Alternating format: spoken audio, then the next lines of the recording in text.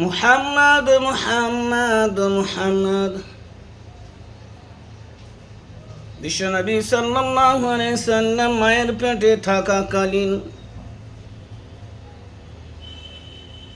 বাইরে বার হলে মেঘমালা ছায়া করিত।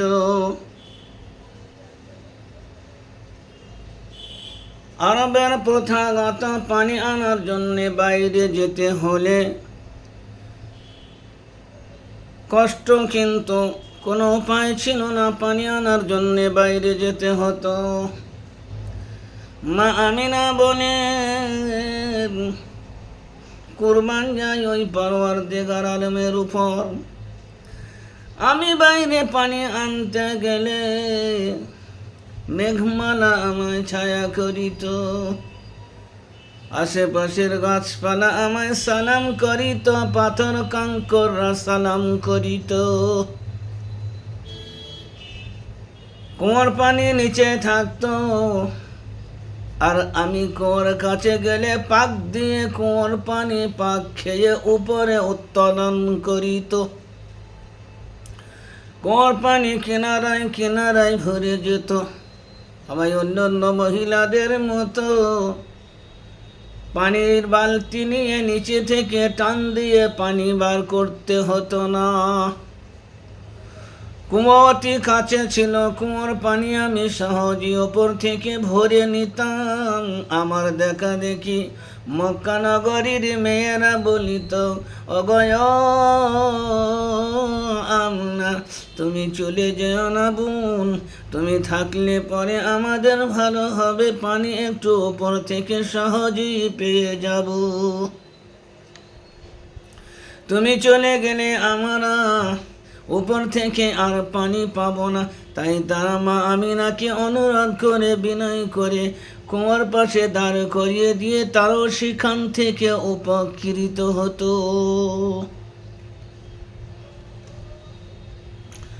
বিশ্বনবী সাল্লাল্লাহু আলাইহি ওয়াসাল্লাম পেটে থাকাকালীন মা আমিনা বলেন, আমি এমন এমন সুন্দর সুন্দর স্বপ্ন দেখিতাম। মা আমিনা বলেন, আমার শরীর মোবারক থেকে কি নূর বার হয়ে যায়, আমি তার অনুভব করি।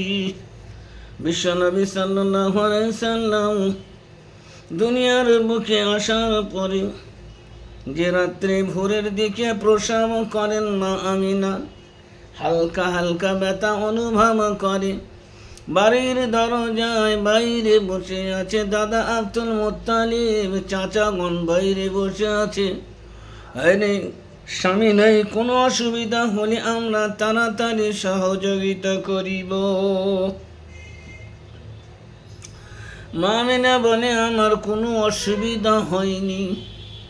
প্রসব হওয়ার পরে আমি আমার বাচ্চাকে দেখেছি যে নাভির, মায়ের নাভির সাথে বাচ্চার যে নাভির সাথে যে আপনার শিরার যে সংস্রব থাকে তাহা ছিল না, সেটা সহজেই আলাদা হয়েছিল এবং এক ফোঁটা কোনো রকমের রক্ত কিংবা অন্য কোনো জিনিস প্রসব হওয়ার পরে যেগুলো সাধারণতভাবে মেয়েদের বার হয় তাহা আমার আমিনা পবিত্র ছিলেন।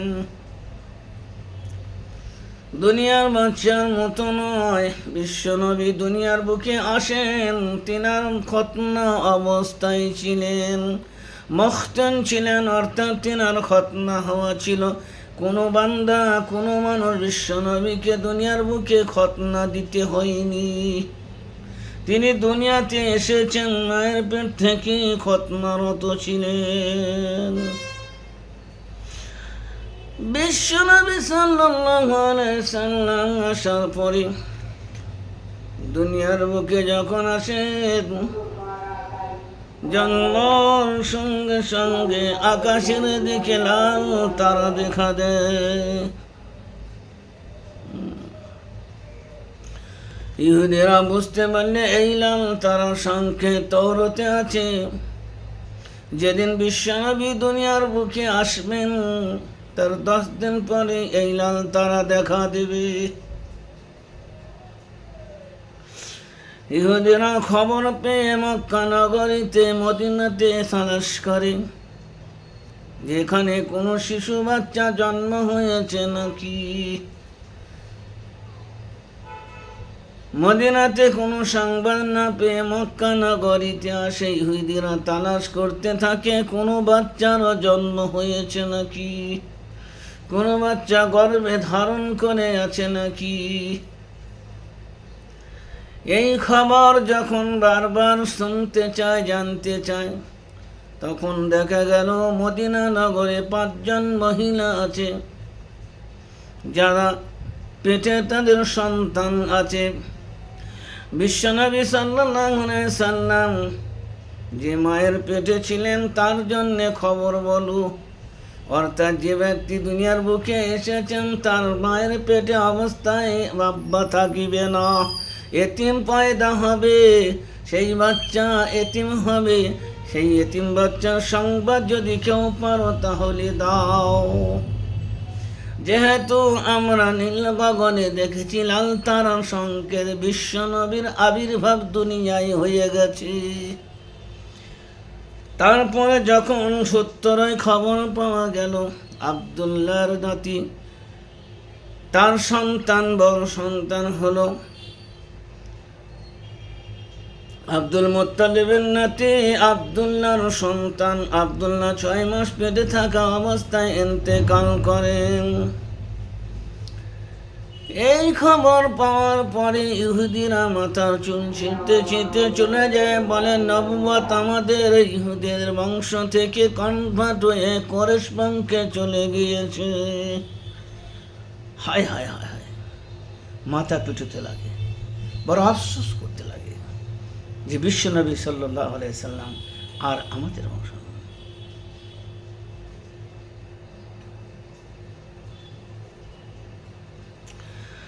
বিশ্বনবী সাল্লাল্লাহু আলাইহি সাল্লামের দাদা ছোট্ট বাচ্চাকে কোলে নিয়ে চাঁদের মতো চুমু খায়, বুক ভরা ব্যথা, চোখে পানি ছলছল করে আর কান্না করে, বলে আমার বেটা নাই। কাবার কাছে গিলাফ ধরে অশ্রু সাজান ডম করে কান্না করেন, মানে আল্লাহ এই বাচ্চার কিসমতকে বড় করেন, বিশ্বে বাচ্চার সম্মানকে বৃদ্ধিকে আপনি বাড়িয়ে দিয়েন। আমার আল্লাহ বলেন, আব্দুল্লাহ আব্দুল মুত্তালিব তুমি জানো না রে, ওয়ারাফানা লাকা যিকরাক,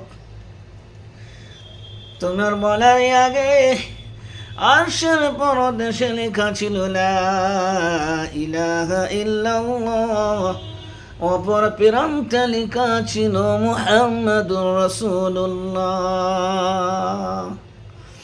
লা ইলাহা ইল্লাল্লাহ মুহাম্মাদুর রাসূলুল্লাহ। আমার সঙ্গে আমার আল্লাহ বলেন, আমার সঙ্গে জড়িয়ে থাকবে আমার নবী, আমার প্রিয় নবী, আমার ভালোবাসার নবী। ওই নবীকে আব্দুল্লাহ তুমি কত ভালোবাসো রে, মা আমিনা তুমি কত ভালোবাসো রে, দুনিয়া কত ভালোবাসে রে। তোমরা যত প্রশংসা করো রে, মুহাম্মদ ও হায় যার প্রশংসার খুদা করেছেন হামিদ খুদা, আর महमूद হলো মুহাম্মদ হামিদ খুদা, जिसका খুদা হামিদ हो, যার আল্লাহ প্রশংসা করেন। আব্দুল মুত্তালিব বলেন, বেটি ছেলের জন্ম হয়েছে, ওর নামের কোনো তুমি ঠিকানা মাইন নথিতে করেছ নাকি, ওর নাম তুমি কি রাখার ব্যবস্থা করেছ? বলে আব্বা কত রকমের নাম আমার মনে এসেছে, ভাবি এটা রাখবো ওটা রাখবো, কিন্তু আমার মনের সব কথা সরিয়ে দিয়ে আমার মনে এমন একটা কথা উপর থেকে কে যেন বলে, তোমার সন্তানের নাম মুহাম্মদ, মুহাম্মদ। এই নাম আমি অন্তরে এসেছে এবং এটাকে আমি সিলেক্ট করেছি, আমার ছেলের নাম আমি মুহাম্মদ রেখেছি। আব্দুল মুত্তালিব বলে, পৃথিবীতে এই নাম আমি কখনো শুনিনি, আরব ভূমিতে কত হাজার হাজার লক্ষ লক্ষ সন্তানের নাম শুনেছি, কিন্তু এ পর্যন্ত মুহাম্মদ নাম কাউরির নাই। আমার আল্লাহ বলেন মুহাম্মদ নাম থাকবে কি করে, না মুহাম্মাদের গুণ থাকবে কি করে? আমি একটি অদ্বিতীয় তৈরি করেছি। কবি বলেন, मेरे मुस्तफा का सानी कोई दूसरा नहीं है, मेरे मुस्तफा का सानी कोई दूसरा नहीं है। किसी अंजुमन में ऐसा कोई आईना नहीं है, कोई आईना नहीं है, जो रज़ाए मुस्तफ़ा पर दिलो जान लुटा चुका है, जो रज़ाए मुस्तफ़ा पर दिलो जान लुटा चुका है। उसे मौत जिंदगी से कोई वास्ता नहीं है, उसे मौत जिंदगी से कोई वास्ता नहीं है, जो रज़ाए मुस्तफ़ा पर दिलो जान लुटा चुका है। अपने माल ज़र पर गुरूर करने वाली, अपने माल ज़र पर गुरूर करने वाले, जब मदीना से न गुजरे उसे कोई रास्ता नहीं है, मेरे मुस्तफ़ा का सानी कोई दूसरा नहीं है। किसी अंजुमन में ऐसा कोई आईना नहीं है। तो মুহাম্মদ নাম পৃথিবীর বুকে প্রথম। এই নামের ব্যাপারে সাহাবায়ে কেরামের বিশাল এক ঘটনা। বিশ্বনবী সাল্লাল্লাহু আলাইহি সাল্লামের নামে যখন নবুয়ত এলান করেন, কুফারে মুশরিক দুশমনি করে বলে এই নাম করার মানে হলো প্রশংসা করা, মুহাম্মদ নাম আমরা বলবো না। কুফারে মুশরিক নিজেরাই নামকে বাদ দিয়ে আলাদা একটা নাম ঠিক করে, বলে মুহাম্মদ নাম মুখে আনলি প্রশংসার হয়ে যায়, সুতরাং আমরা সবাই মুহাম্মদ বলে আর ডাকবো না। বরং এর উল্টো নাম তৈরি করে তারা নিজের মধ্যে ঘরোয়া নাম তৈরি করে হাইলাইট করে বাজারে সেটা প্রচার করে, বলে আজ থেকে মুহাম্মাদের নাম হলো মুজামজাম। মুহাম্মদ মানে প্রশংসিত, আর মুজাম্মান হলো অপ্রশংসিত, যার গুণ, যার মান, যার সমস্ত দিক দিয়ে খারাপ বলা হয়। মুহাম্মাদের উল্টো, প্রশংসিতর উল্টো তারা এই কুৎসা রটানোর চেষ্টা করে। সাহাবাগণ শোনার পরে তিনারা বিচলিত হন, পেরেশান হন এবং তেনারা জিহাদ করার জন্যে, তাদের মাথা দ্বিখণ্ডিত করার জন্যে প্রস্তুত হয়ে যান। বলে ইয়া হাবিবাল্লাহ, ইয়া রাসূলুল্লাহ, আপনি আমাদেরকে হুকুম দেন। এই কুফার এমন এমন নাম রেখেছেন আপনার জন্যে, এমন কথা বলে, ওদের এই কথা আমরা সহ্য করতে পারি না। আপনার হুকুমের অপেক্ষায় আছি, আপনি হুকুম দিন। এই পরিস্থিতির মোকাবেলা করব। আমার নূরে নবী মুহাম্মদ রাসূলুল্লাহ নামের ওপর তারা অন্য রকমের কুৎসা করে। বিশ্ব নবী সাল্লাল্লাহু আলাইহি সাল্লাম বলেন, তোমরা শান্ত হও। আরে আমার সাহাবা, তোমরা শান্ত হও। আমার আল্লাহ আমার নাম সিলেক্ট করেছেন মুহাম্মদ, আর মুহাম্মাদের নামের মানে হলো প্রশংসিত। আর আমার নামের প্রশংসা স্বয়ং আমার আল্লাহ করেন। ওই মুহাম্মদ নামের ভিতরে সে আমার অপ্রশংসিত বলে করে বার্তা মানে করে দেখিয়ে দিক। আমার নাম এমনই মুখে রাখলে পরে, নাম নিলে পরে প্রশংসার হয়ে যায়। সে আমার আলাদা নাম তৈরি করেছে, সেটা তো তার নাম হবে। আমার নামের ভিতরে অপ্রশংসিত বলে সে ঘোষণা করুক, আর মানে দেখাক। আরবি বিধান অনুযায়ী এই নামের ভিতরে এত মাধুর্য আছে, এই নামের বিকৃতি কোনোদিন করতে পারবে না। ঘরোয়া নাম রেখে সে যদি করে, সেটা তো তার নাম হবে, আমার নাম হবে না। সাহাবা শান্ত হলেন। বিশ্বনবী বুঝিয়ে দিলেন, আমার নামের ভেতরে সে খারাপ করে দেখাক যে আল্লাহ আমার নাম রেখেছে।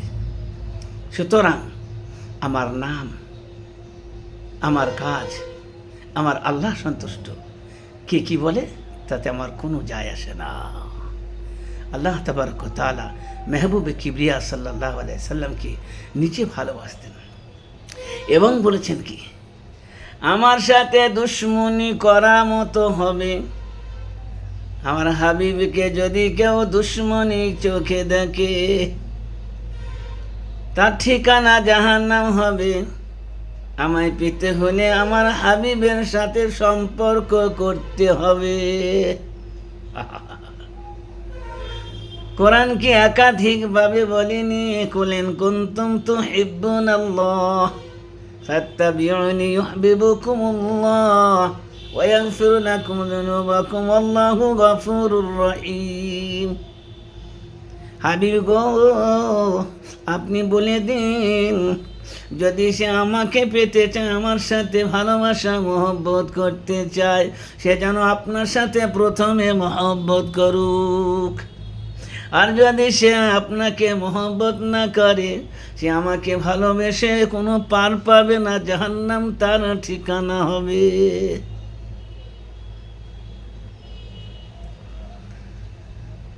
অন্য জায়গায় বলেন, তোমরা দুশ্মনী কার সাথে করো? যে বান্দাকে আমি পাঠিয়েছি সেটা তোমাদের মঙ্গলের জন্য পাঠিয়েছি। দুশ্মনী ওর সাথে করো না, যার সাথে দুশ্মনী করলে তোমার পরকাল খারাপ হবে, ইহকাল খারাপ হবে। নবীদের সাথে, দিনদারদের সাথে, দিনের সাথে খেলোয়াড় করলে সে মিসমার হবে। লাকাদ মান্নাল্লাহু আলাল মুমিনিনা ইয বা'আসা ফীহিম রাসূলাম মিন আনফুসিহিম ইয়াতলু আলাইহিম আয়াতিহি ওয়া ইউযাক্কিহিম ওয়া ইউআল্লিমুহুমুল কিতাবা ওয়াল হিকমাহ ওয়া ইন কানু মিন ক্বাবলি লাফি যালালিম মুবিন। মেহেরবানি করে, দয়া করে তোমাদের উপরে আমি এমন একজন নবীকে পাঠিয়েছি যে তোমাদের দুঃখ কষ্ট তাহার সহ্য হয় না। বিশেষ করে মুমিনদের দুঃখ কষ্ট সহ্য হয় না, সেই জন্যে তিনি দুনিয়ার বুকে ঘরে ঘরে দাঁড়ে দাঁড়িয়ে ফিরেছিলেন। তোমরা জাহান্নাম বোঝো না? আমার রাসূল মেরাজের রাতে গিয়ে পরিদর্শন করেছেন জাহান্নাম কত ভয়ানক। সুবহানাল্লাযী আসরা বিআবদিহি লাইলাম মিনাল মাসজিদিল হারাম ইলাল মাসজিদিল আকসা আল্লাযী বারাকনা হাওলাহু লিনুরিয়াহু মিন আয়াতিনা ইন্নাহু হুয়াস সামিউল বাসীর। বিশ্বনবী মেরাজে পরিদর্শন করে এসেছেন, তাই তার মুখে ব্যথা আছে। উম্মত বদআমলি করে জাহান্নামে হয়ে যাবে। তিনি চায় না আবু জেহেল জাহান্নাম হোক, উতবা জাহান্নাম হোক, শাইবা জাহান্নাম হোক, আবু লাহাব জাহান্নাম হোক। পৃথিবীর কোনো বান্দা জাহান্নামে চলে যাক, আমার বিশ্বনবী সাল্লাল্লাহু আলাইহি সাল্লামের অন্তরে তা ছিল না। ওয়া মা আরসালনাকা ইল্লা রাহমাতাল লিল আলামিন। আমায় আল্লাহ তাআলা রহমত স্বরূপ পাঠিয়েছেন বিশ্ববাসীর জন্য। এমনই নবী পাথরখানার দোয়া দেন মাগফিরাতের। তুমি দুশ্মনী করো, তোমার জন্য দোয়া করি। তুমি পাথর মেরে লহুলাহান করেছো তায়েফের ময়দানে।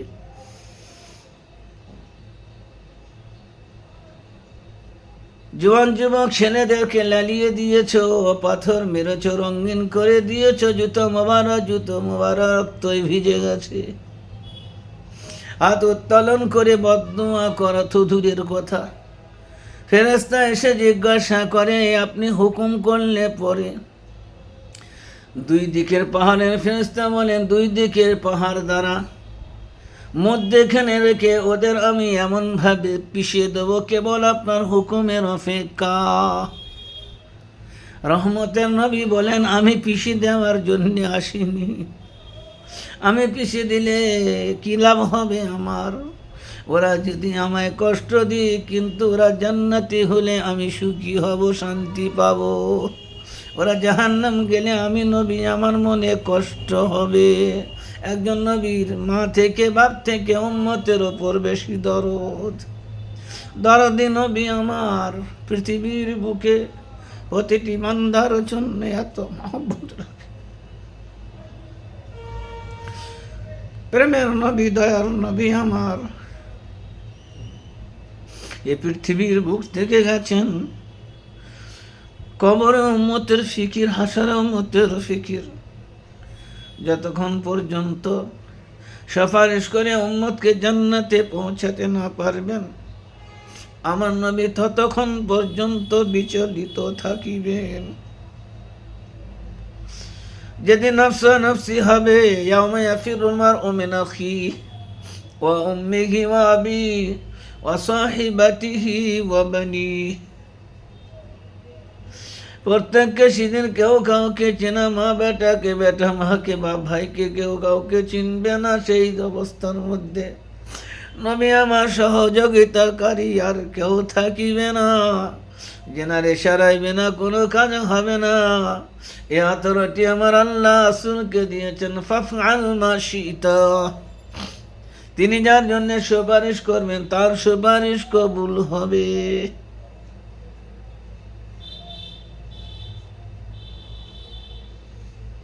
বিশ্বনবী সাল্লাল্লাহু আলাইহি সাল্লাম সেই সিফত, সেই গুণ ছোটবেলা থেকে। নবীর নাম নেওয়া কোনোদিন বরবাদ হবে না। নবীকে ভালোবাসনেওয়ালা দুনিয়ার বুকে কোনোদিন বরবাদ হবে না। ধোকায় পড়ে রয় না মুসলমান। মোহাব্বত করো তো নবীকে করো, মোহাব্বত করো আমার আল্লাহকে করো, মোহাব্বত করো কোরআনকে করো, সম্পর্ক এদের সাথেই করো। মরতে হবে সকলকে, মরতে হবে আমাকে। কবরে যাওয়ার আগে আগে সম্পর্ক করে নাও, মরে গেলে পস্তায় আর কোনো কাজ পাবে না। যুবক তোমরা বোঝো, বেটিরা বোঝো, মারা বোঝো, বোনরা বোঝো, বিশ্বের সমস্ত ইনসানিয়তের বোঝার দরকার।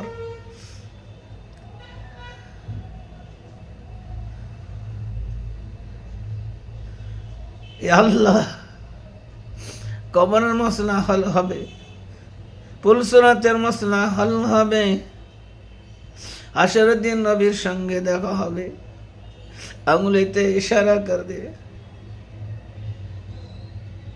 ওরা ইশারা করে দিলে কাজ হয়ে যাবে, আর কোনো অসুবিধা হবে না।